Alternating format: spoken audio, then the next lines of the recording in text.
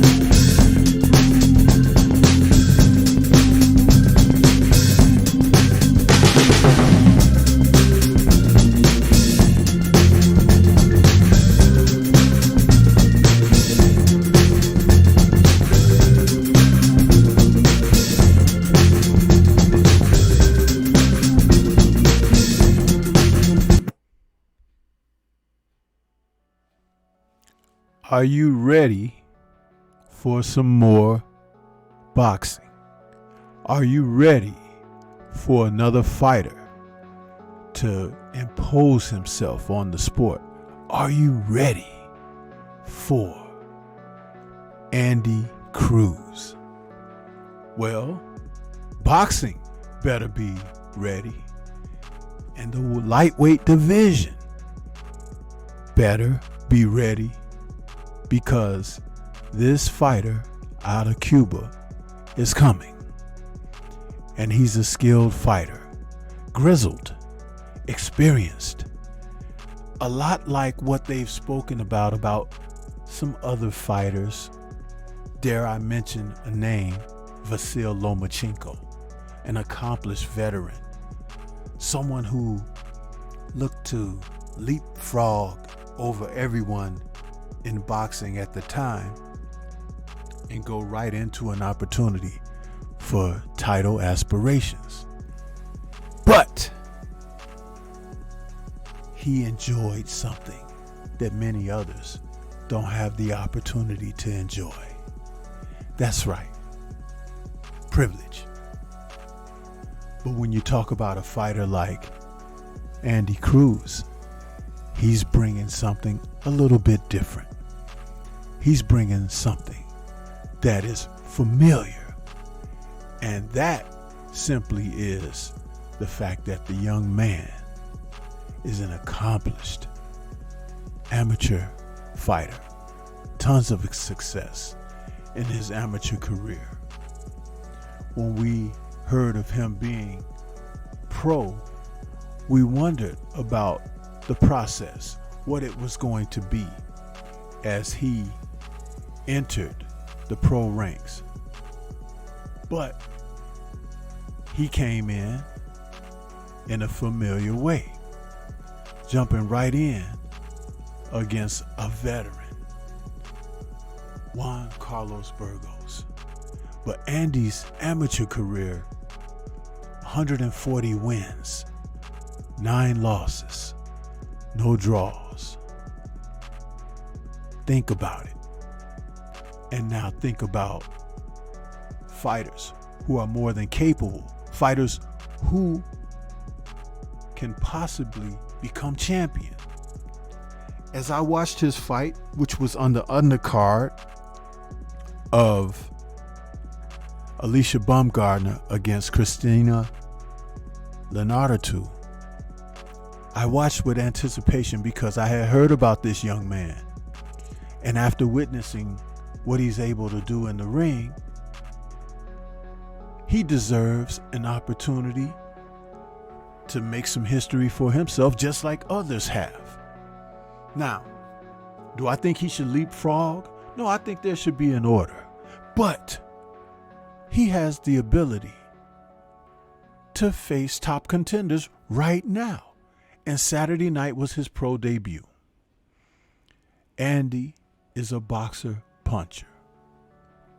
He brings speed, hand speed, foot speed, the ability to give angles, punch in combination.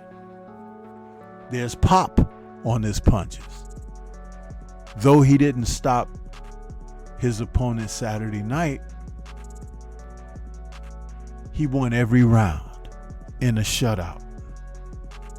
It reminded me of another Cuban fighter I had watched years ago.